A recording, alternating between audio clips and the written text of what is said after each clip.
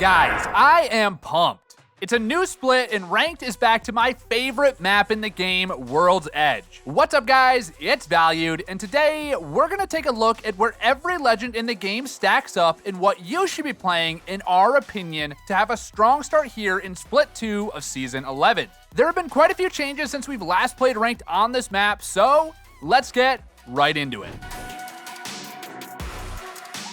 Starting with the S tier, there really aren't any surprises here at the top of the list, with Gibraltar, Wraith, and Bloodhound making up our S tier. Each of these legends have remained strong for so many seasons, and with World's Edge coming back into rotation, their consistent strength in each of their respective roles really make these three legends the strongest in the game, in my opinion. Gibby is the best defensive legend because of the mobility and on-demand defensive power of his bubble, gun shield, and ultimate. While he doesn't have the raw bunker power of some of the other legends, he can protect his teammates on demand no matter the location. He has been, and continues to be, one of the strongest additions to any team composition. Moving back to World's Edge, and after Octane receiving some major nerfs to his pad, Wraith is the go-to offensive legend in my opinion. Her portal is really strong on World's Edge, and finally, there are plenty of reasons to pick up Wraith over Octane. If you were a Wraith player on World's Edge in the past, you're gonna be looking good this season, and if you weren't, she's a great pickup. As for Bloodhound, their scans really keep them on top, with the low cooldown allowing for constant info on enemy locations. While it has a limited range, if you add in the perks of Beast of the Hunt, you're basically perma-scanning anybody near you while you have heat vision and a move speed buff. Even with buffs to Seer and the other recon legends, Bloodhound is definitely the best scanner in the game, and as we all know, information is OP.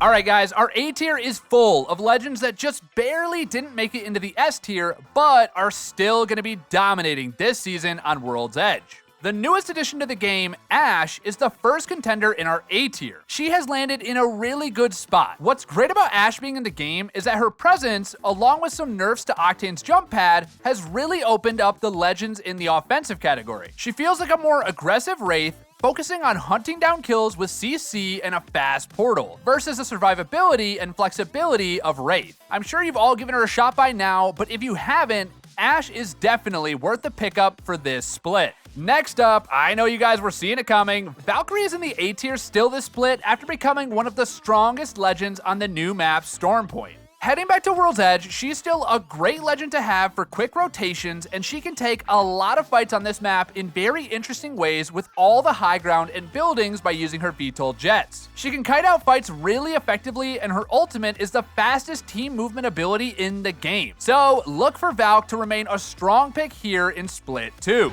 Alright guys, before we move on to the last few legends in our A tier, we have got to talk about how you can become an S tier player. Do you feel like you've plateaued at a certain rank?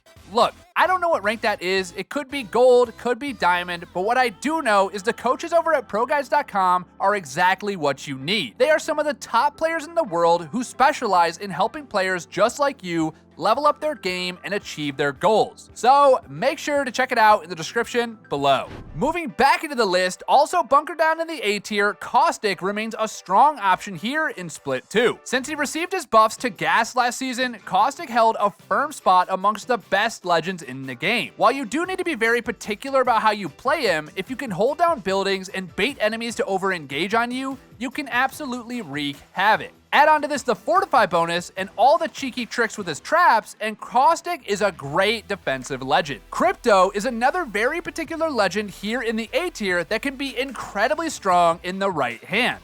Learning to use his drone effectively for scans and EMP plays takes a lot of practice, but a good Crypto is very, very powerful and scary on World's Edge. So if you're well versed in the ways of the Crypto, it might be time to bring your talents out for this split. And closing out the A tier, I was torn on this one, and guys, I was torn on this. But closing out our A tier, we have Octane. This man has been getting nerfed gradually for multiple seasons, but after his recent audio nerfs to his jump pad, he's finally fallen slightly out of favor. His pad pushes are now much louder, making these pushes much easier to react to. When you add in the addition of Ashe and the strength of Wraith on World's Edge, Octane isn't as strong as he was in the past.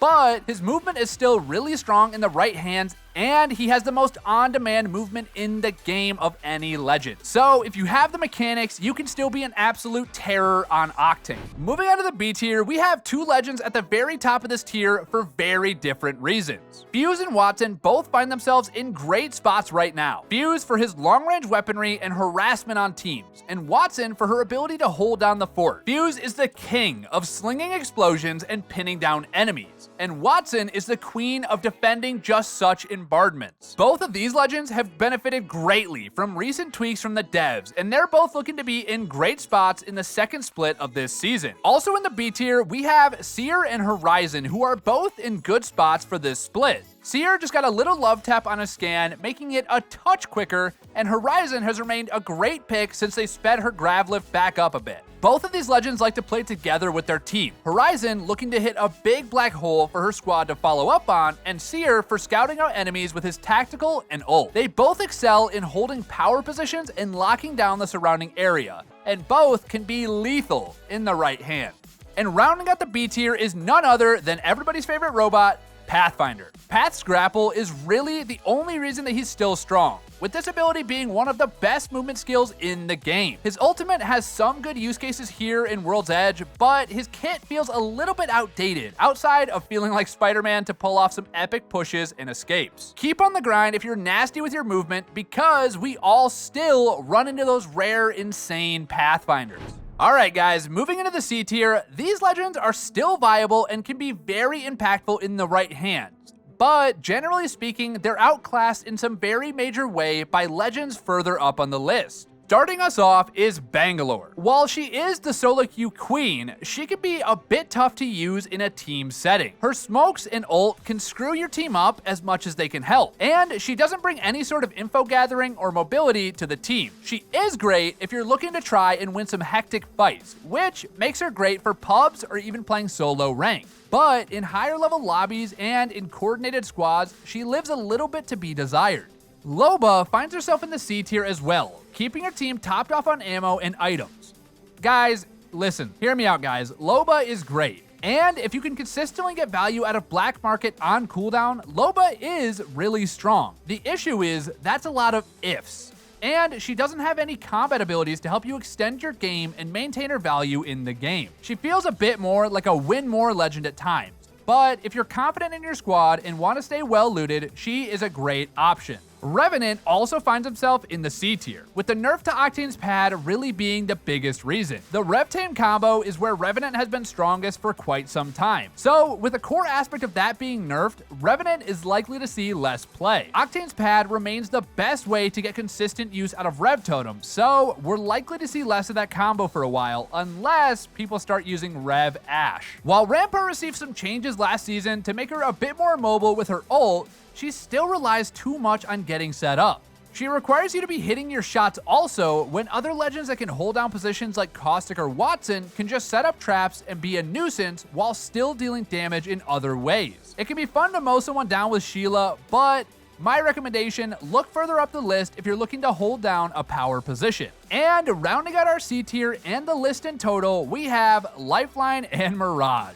Both of these picks can bring value to a team, and I know a ton of people like to main Lifeline. She has a great res and health, and Mirage has some amazing distractions, but they just don't bring enough. Mirage can pull off some sneaky reses, and Lifeline's care package brings some nice upgrades, but they just leave a lot to be desired, like they need a little bit more bang to their kit. Alright guys, that's gonna do it for this tier list. I know if you put the time into any of the legends here, but especially the ones towards the top of the list, you will be winning a ton of games here in Split 2 of Season 11. Like I said before, every legend can be played all the way to Pred, but just do yourself a favor and use this list as a guide if you've been having trouble or you're just not in love with the legend. Anyway guys, as always, it's been your boy Valued, and I'll see you guys in the next one. Peace.